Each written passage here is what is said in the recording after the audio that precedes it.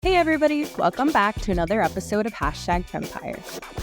Today's guest is someone who's shaking things up in the nonprofit world, and she does it all with a banjo in one hand and a cat probably supervising from nearby. I'm so excited to welcome Esther Saehyun Lee to #Fempire. Esther is the principal and founder of Elevate Philanthropy Consulting. She's a powerhouse fundraiser, storyteller, and advocate who doesn't just talk about change, but is actually building it and doing it with an inclusive lens. Esther has helped tons of non-for-profits boost their revenue, build funding structures with a justice-first approach, and does it in ways that are ethical, equitable, and rooted in belonging. She's also on the Community-Centric Fundraising Global Council and the Asian Fundraisers in Canada Collective. In this episode, we're digging into what it really means to challenge the status quo, from speaking up when you're facing injustice at work, to questioning whether traditional institutions are even the right place to make change, especially for women and for women of color. The system isn't always built with us in mind. So what happens when we stop trying to fit into a system and start building something new? Let's get into it.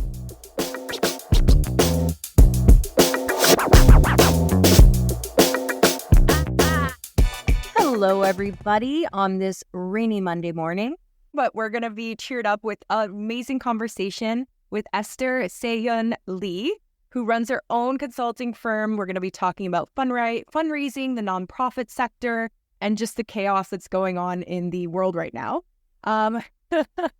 Esther, thank you so much for being on #Fempire. How are you doing today? I'm good. Yeah, what an intro. And I'm really excited to chat about the sector, about the world. I think there's a lot to talk about. Absolutely. And I've been really looking forward to this chat. So let's jump right in. There's a lot happening politically right now, both in Canada and the United States, from tariffs to elections. It feels like things are shifting really fast. But I'd love to hear your take. How are you feeling about the current political climate? And what's really standing out for you during this time? How do you think all of this is influencing the work being done in the fundraising and non-for-profit space? You know, I was reflecting on this last week because I was actually watching an interview with Ezra Klein on MSNBC. He was promoting his book, and he was saying, the Department of Government Efficiency, what is the vision of efficiency? And he's like, if you're trying to be efficient at deporting children and separating families, that's one form of efficiency. If you're actually trying to address the housing crisis for people living in the United States, that's a different level of efficiency. Like, what are we talking about? And he's like, I think we deserve to have a government that has a humane vision. And basically his criticism was, this Department of Government Efficiency, by concept, he has no complaints about it, but it has to be under a humane vision. And that was a big caveat. For me, it kind of started making me think about the work of nonprofit and this idea of fundraising and accruing wealth or mobilizing resources. For me, fundraising has to be centered in equity and justice to be of any value to this world. And I feel like right now in this political climate, like for me, I don't see fundraising as anything except justice work. So for anyone that is trying to separate it or can think they can separate it or just kind of go on about business as usual, when there is immense political strife and division and harm being done to communities, for me, it's really mind-boggling. I think right now in our sector, and especially with the climate as it is, if I don't see people in the nonprofit sector commenting about it or taking a stance on it or clarifying their values on why they do this work, it's made me immensely skeptical about, okay, what are we doing here? Like, what is this sector for? Like, are we actually trying to build a world and community where we're taking care of each other? Or are we just accruing wealth because we make a livelihood from it? And I say that with a sincere curiosity because I don't think we've actually had the time to ask, but I think in this moment, we're locating ourselves. If I could really sum it up, we're locating ourselves. And I think we'll have clarity from it when the dust settles, but it isn't a good moment to find yourself in. And it is a scary one. Absolutely. And a lot of big themes and powerful points there.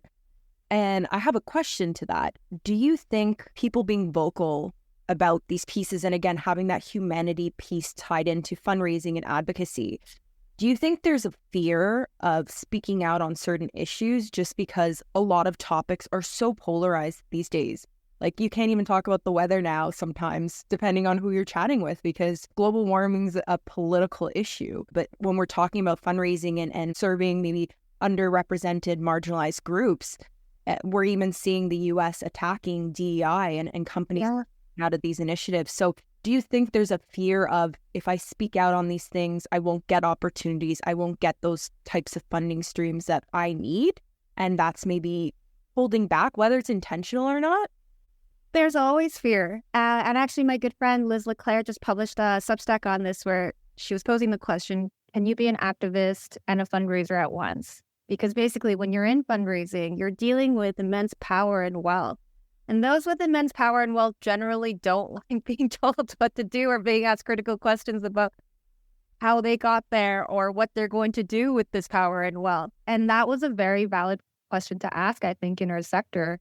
She's someone that is an activist and very vocal about their commitment to fighting gender-based violence. And they've experienced risk because of it. They've had it affect their livelihood in many ways. And this is a constant question that I think everybody wrestles with. And I think there is a real myth that those really vocal about justice and those vocal about equity are somehow fearless. And knowing the people I do who are always on the front lines, that's not how they are. They just don't let it be the driver. My coach and amazing fundraiser, her name's Anika Allen, an author, she says the opposite of fear is love.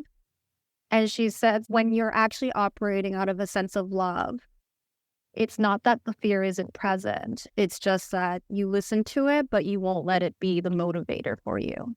So I think anybody that's afraid of the risk of livelihood, that's something that everybody shares. It's just there's people that understand or are committed to serving the community and not letting that fear take hold. And those are the people I try and follow.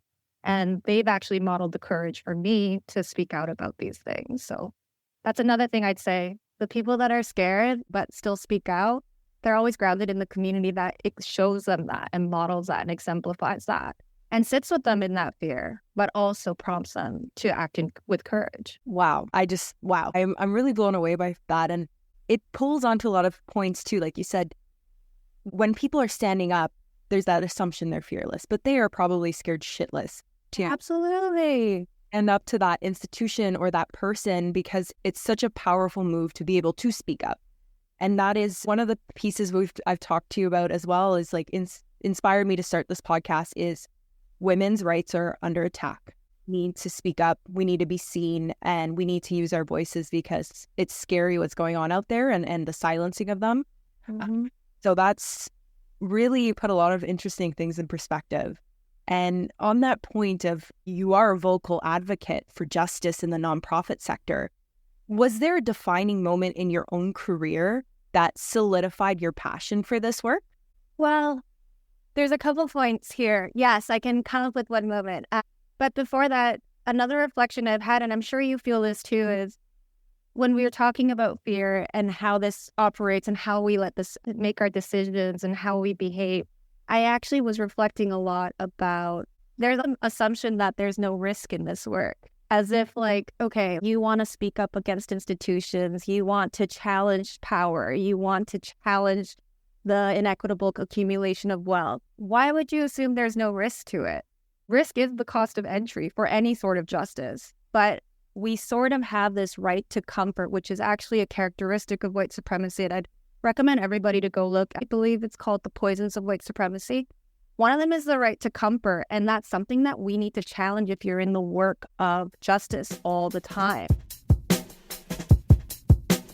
I had a story like many women of color in this sector where I had a really toxic leader who, it was hard because the organization I had joined was a vocally feminist, intersectional feminist, anti-racist, anti-oppressive women's shelter. And I think the experience of one, being the fundraiser that's communicating to the community exactly how values aligned we are, at the same time enduring such racism on an individual and systemic level, it was a really hard moment for me because it made me really see the sector for what it was, in the worst of it in a lot of ways, which is that we are really good at performing these values and not necessarily acting with them. And that was a hard reconciliation to make. And I won't lie, I still have some level of grief about it. And that's something I think about a lot for people in this sector, is that whoever you thought you were going to be when you joined this sector before you were harmed or before you witnessed this, it inevitably changes us. But for me, when I endured that, I actually was coached by Anika Allen, and this is one of the reasons she'll always have a place in my life. She actually helped me gain the courage to speak my truth about this experience and call it for what it was and call it as racism and write about it. She said, your voice is testimony. And if no matter what happens, you need to be able to share your story and make sure you exercise your power and autonomy to share that story.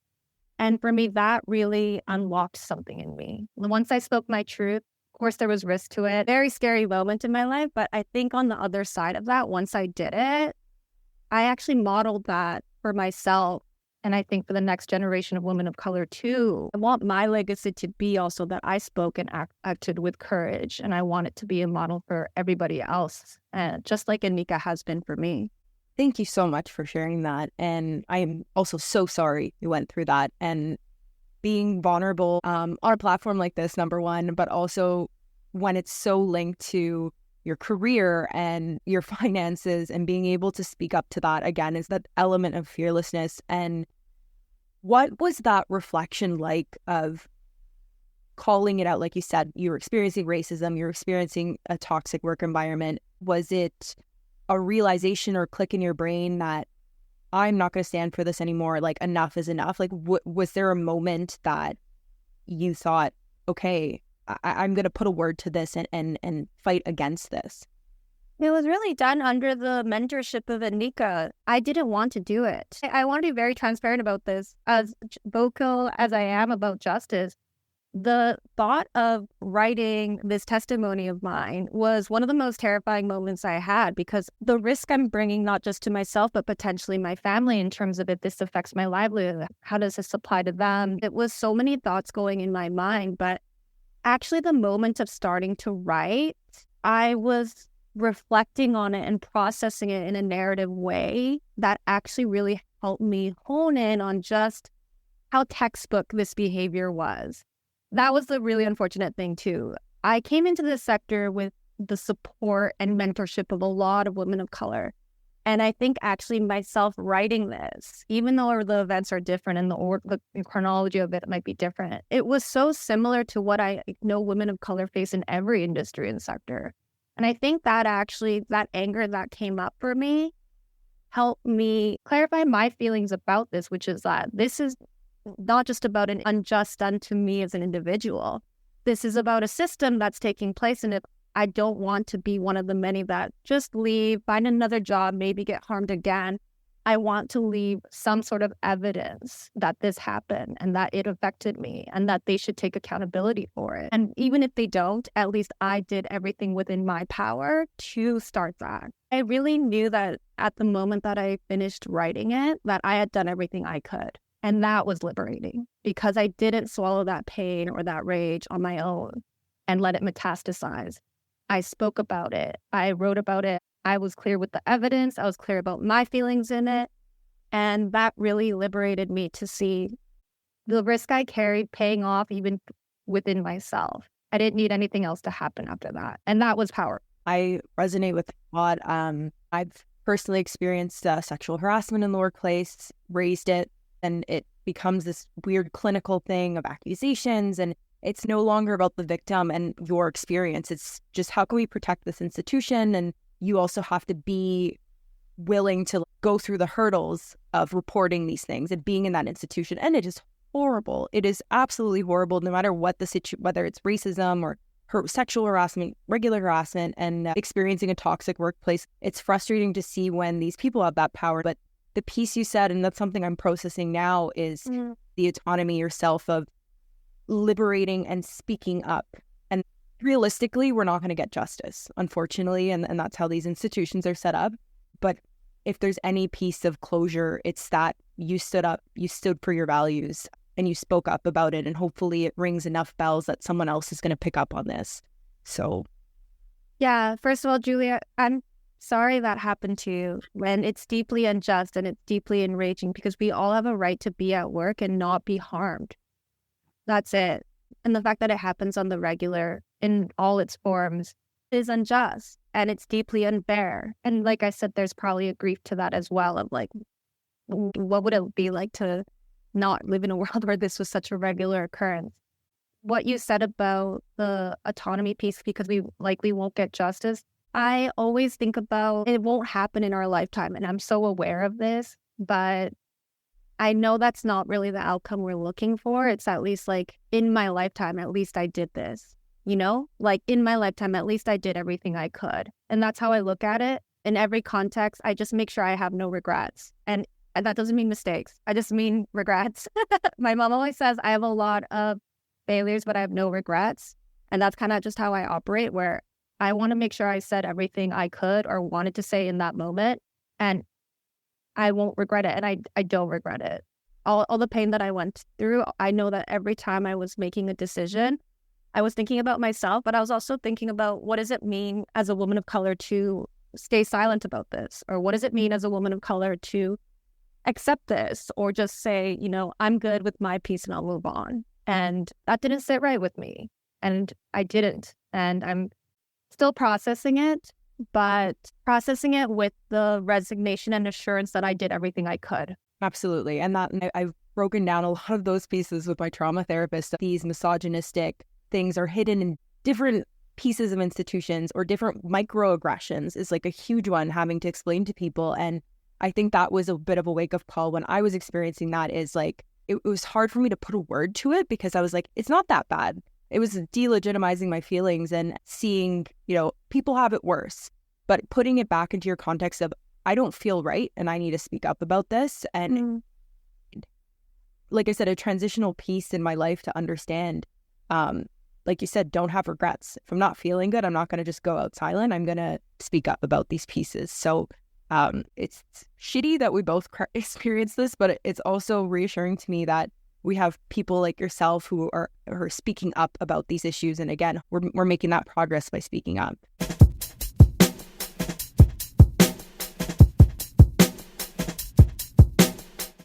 You wrote a very thought-provoking piece that really stood out to me, titled, "You Are Not Feeling Imposter Syndrome." And in it you say, quote, "I am an imposter. I don't belong in the nonprofit sector as it is. I refuse to subscribe to the underpinning values of white saviorism, colonialism, donor worship, poverty tourism, and the overall self-congratulatory air that we came into this sector to do good." End quote. What led you to this realization, and what inspired you to write and share your thoughts publicly about the non-for-profit sector in this lens? So the experience that I had that I just referenced, it really changed how I viewed the sector. I think there was a lot of grief in this piece about processing it. Like I said, when I was reflecting on it, I reflected on the journey of going there, and I was so excited to be with a vocally feminist organization and be in a sector that does good and attracts change makers, people that are committed to justice. And I think that experience of such toxicity and racism, and knowing that this happens on a daily for women of color especially, it just made me think about the system as a whole. And I think for me, watching that TikTok by Sean McLaurin, it was so interesting because I really did feel a sense of liberation when he said, "I am an imposter. I don't belong to the system," because I'd been so nervous about finding my place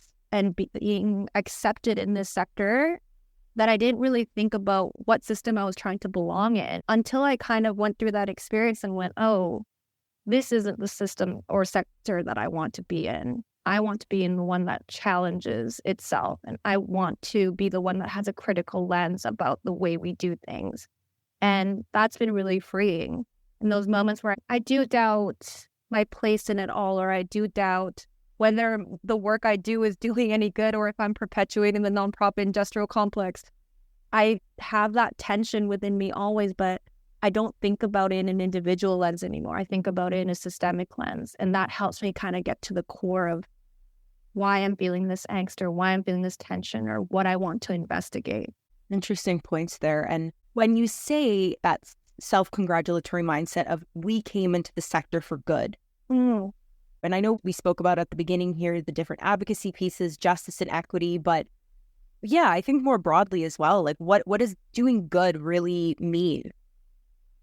So that moment, especially in that essay, this idea of doing good, the nonprofit sector is really interesting because it has this halo effect. Like if I'm on an airplane and someone asks, what do I do? And I say I raise money for nonprofits, it's immediately, oh, wow, such good, such important work. No questions about why I'm raising money, who I'm raising money for, how I do it.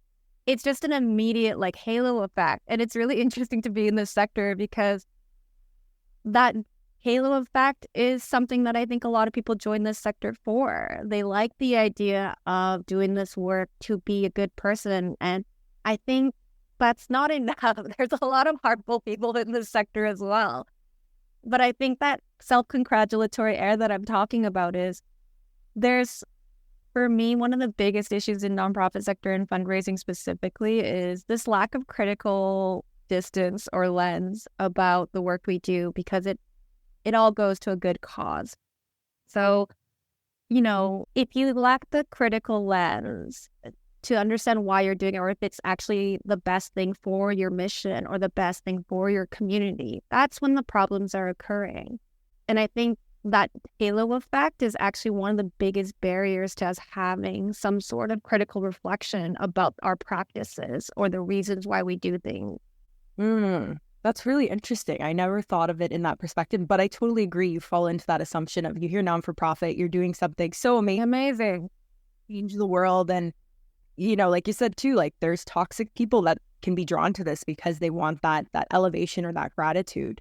So it's really interesting to break those pieces down.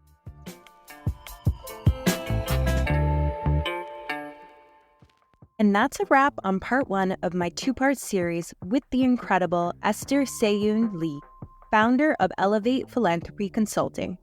In part 2, we're diving in even deeper, exploring what it really takes to start your own business, what it means to be a true disruptor in your industry, how to navigate the twists and turns of today's political climate, and the incredible power of community in supporting and sustaining your work.